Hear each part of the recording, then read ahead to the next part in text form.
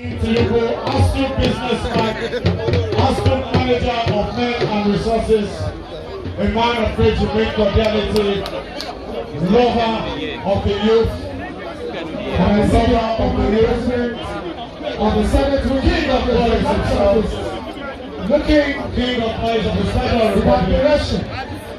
What the Alaafin of Oyo is about to do, conferring on Barrister Seyitinubu,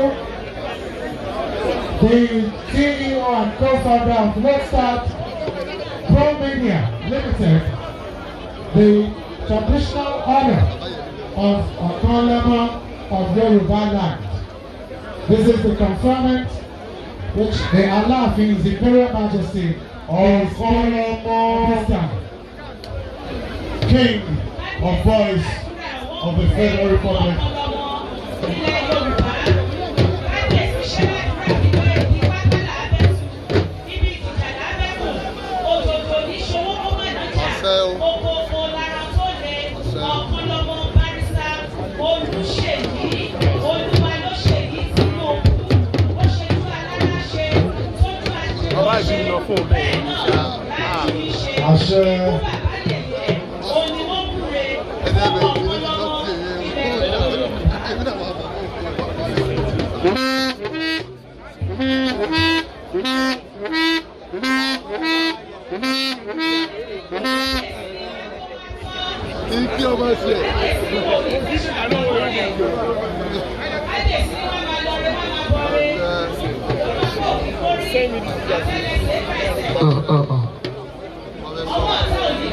Oh, need to move those in your life. Oh, need to move.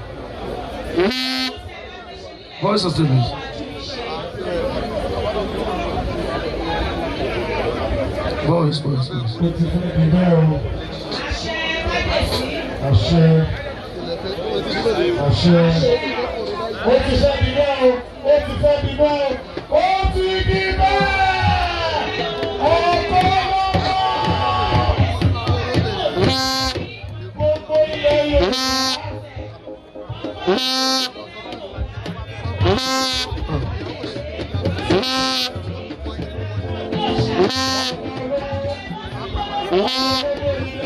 Okanlomo fún gbogbo ilẹ̀ Yorùbá.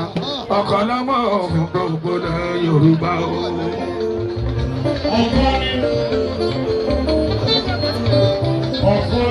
Alaafin ọwọ́ adé ló máa fi jẹ́.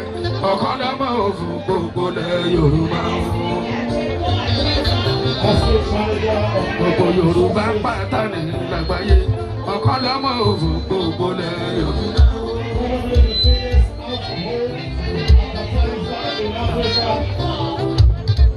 Seyi ọmọ Tinubu fakọ ayáyé rí ní Yorùbá rò tán fi lọ́kàn lọ́mọ tọ́sí oníwà tútù ó tún wájọ bàbá tóbi. Seyi ọmọ Tinubu fakọ ayá ní Yorùbá rò tán fi lọ́kàn lọ́mọ tọ́sí oníwà tútù ó tún wájọ bàbá tóbi.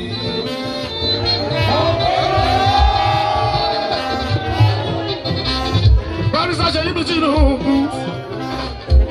Seyi ọmọ Tinubu fọmọ ayé rí ní Yorùbá rò tán fi lọ́kàn lọ́mọ sani oníwà tútù ó tún wájọ bàbá tóbi. Seyi ọmọ Tinubu fọmọ Yorùbá rò tán fi lọ́kàn lọ́mọ sani oníwà tútù ó tún wájọ bàbá tóbi.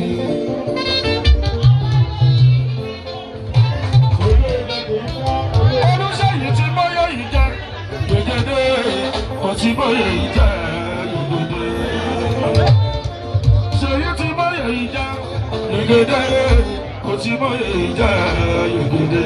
Olùtí dúró pápá. Olùsèyí tí bóyá yìí jẹ náà ìwọ pápá. Olùsèyí tí.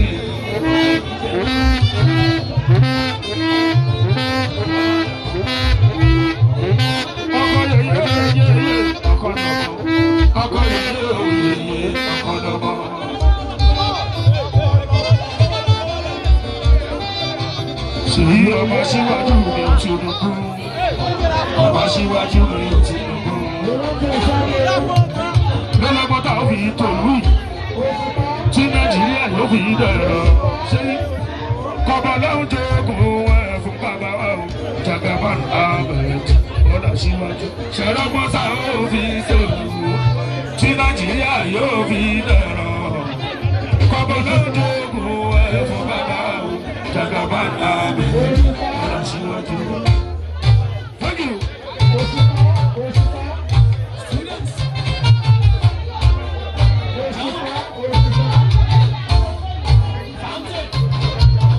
Nigeria, ìlú mi Nigeria, Nigeria will be our own dear native land. Ojú pẹ́pẹ́ mọ́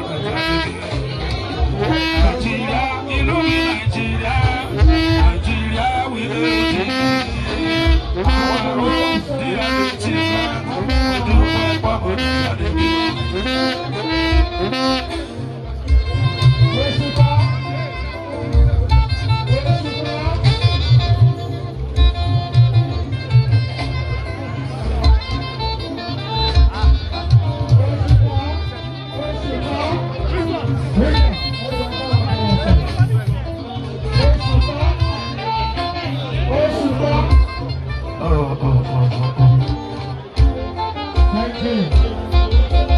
King Saheed is already at the reception ground at Conferment Grammar School.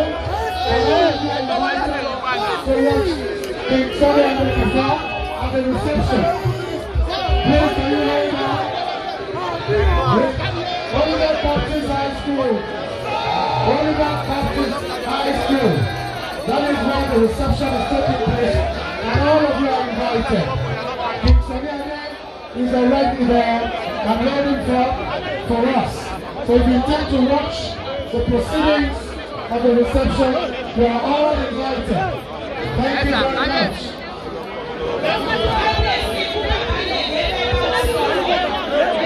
Baptist High School. That is the venue for the reception.